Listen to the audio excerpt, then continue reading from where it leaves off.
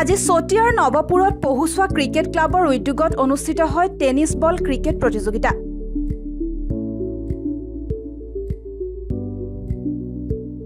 তিনিদিনীয়া কাৰ্যসূচীৰে অনুষ্ঠিত এই প্ৰতিযোগিতাখনিত আজি উপস্থিত হয় নদুৱাৰ সমষ্টিৰ বিধায়ক পদ্ম হাজৰিকা।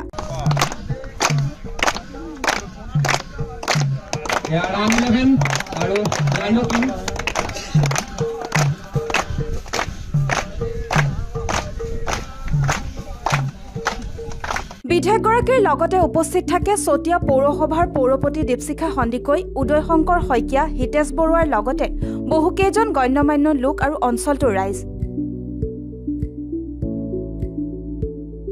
মই ইংৰাজী নৱবৰ্ষৰ শুভেচ্ছা জ্ঞাপন কৰিছো আৰু গ্ৰামাঞ্চলত এনেধৰণে কষ্ট কৰি তিনিদিনীয়া কাৰ্যসূচীৰে ক্ৰিকেট প্ৰতিযোগিতা পতাৰ কাৰণে টেনিছ বল ক্ৰিকেট প্ৰতিযোগিতা পতাৰ কাৰণে তেওঁলোকক মই ধন্যবাদ জ্ঞাপন কৰিছো। যে আমাৰ ল'ৰা ছোৱালীৰ প্ৰতিভা থাকে, এই প্ৰতিভা যদি চৰ্চা কৰা পৰিৱেশ নাথাকে তেতিয়াহ'লে হয়তো মৰহি যায়। গতিকে এনেধৰণৰ প্ৰতিযোগিতাৰ জৰিয়তে এই ফিল্ডখন ওখ চাপৰ বৰ ভাল ফিল্ডো নহয়, কিন্তু ইয়াতেই সৃষ্টি হ'ব পাৰে আমাৰ ভাল খেলুৱৈ প্ৰতিষ্ঠিত হ'ব পাৰে।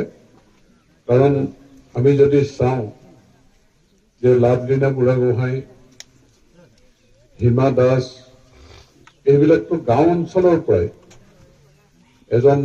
এগৰাকী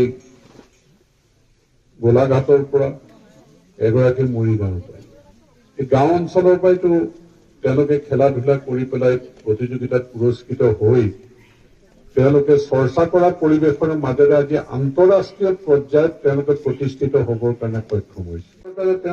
তেওঁলোকৰ বিষয় পৰ্যায়ৰ চাকৰি প্ৰদান কৰিছে। যে খেলা ধূলাৰ জৰিয়তে আমাৰ ল'ৰা ছোৱালীক নিজকে প্ৰতিষ্ঠিত কৰিব পাৰে, অঞ্চলটো জিলিকাব পাৰে, অসমৰ গৌৰৱ হিচাপে প্ৰতিষ্ঠিত হ'ব পাৰে। কিন্তু আন্তঃগাঁথনি আমাক লাগিব। কিন্তু গ্ৰামাঞ্চলত যি মইনা পাৰিজাতৰ পৰা আৰম্ভ কৰি আমাৰ ল'ৰা ছোৱালীয়ে নিজৰ প্ৰতিভা বিকাশ কৰিবলৈ সুবিধা পায় আৰু এনেধৰণে পহুচা ক্ৰিকেট ক্লাবৰ নিচিনা সংগঠনসকলে গ্ৰামাঞ্চলত এই যে তিনিদিনীয়া প্ৰতিযোগিতা অনুষ্ঠিত কৰিলে ইয়াৰ এটা সুফল আমি নিশ্চয় পাবলৈ সক্ষম হ'ম। গতিকে খুব আগ্ৰহেৰে সৰু ল'ৰা ক্ৰিকেট প্ৰতিযোগিতাত অংশগ্ৰহণ কৰিছে, তেওঁলোকে চৰ্চা কৰিছে। গতিকে মই আশা কৰিছো যে এনেধৰণৰ প্ৰতিযোগিতাৰ জৰিয়তে আমাৰ গাঁও অঞ্চলত থকা ল'ৰা ছোৱালীৰ যি প্ৰতিভা আছে বিকাশ হ'ব আৰু ইয়াৰ পৰা ভাল ক্ৰিকেট প্লেয়াৰ সৃষ্টি হ'ব বুলি মই কামনা কৰিছো। গতিকে এই প্ৰচেষ্টাৰ কাৰণে তেওঁলোকক মই বিশেষভাৱে ধন্যবাদ জ্ঞাপন কৰিছো আৰু উৎসাহিত কৰিবৰ কাৰণে ৰাইজেও যিখিনি সহযোগিতা আগবঢ়াইছে, যে ক'লে তালে আহি ইয়াত উপস্থিত হৈছে। আই মাতৃসকলেও যেনেধৰণে ইয়াত আহি পেলাই যুৱতীসকলে আমাৰ ল'ৰা ছোৱালীক উৎসাহিত কৰাৰ এটা যি পৰিৱেশ ৰচনা কৰিছে আৰু আমাৰ পৌৰপতিকে ধৰি পঞ্চায়তৰ প্ৰাক্তন প্ৰতিনিধিসকলে অংশগ্ৰহণ কৰাত মই তেওঁলোকলৈ ধন্যবাদ জ্ঞাপন কৰিছো। আমি আশা কৰিছো ইয়াৰ এটা ভাল পৰিৱেশ আমাৰ অঞ্চলত হ'ব, ক্ৰিকেটৰ পৰিৱেশ হ'ব, আমাৰ মাজৰ পৰা ভাল খেলুৱৈ ওলাব। এই আশাৰে মই পুনৰ সকলোকে সম্ভাষণ জনাই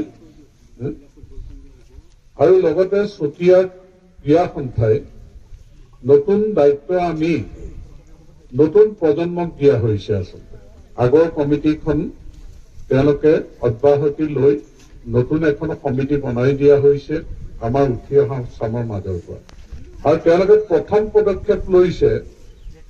মই আজিয়ে মহিলাসকলক আমন্ত্ৰণ জনাই থলো যে মহিলা ফুটবল প্ৰতিযোগিতা জিলা পৰ্যায়ত আমাৰ ছোৱালীয়ে জিলা পৰ্যায়ত আমাৰ সমষ্টিটো 4টাত টিম ওলাব, গহপুৰ আহিব, ঢেকীয়াজুলি আহিব, যে জিলা পৰ্যায়ত ফুটবল প্ৰতিযোগিতা আমাৰ ফেব্ৰুৱাৰী মাহত হ'ব। সেই প্ৰতিযোগিতাত আমাৰ নিশ্চয় ভাল খেলুৱৈ ওলাব। গতিকে আপোনালোকক মই আজিয়ে জনাই থলো, ডেটটো আপোনালোকক জনাব।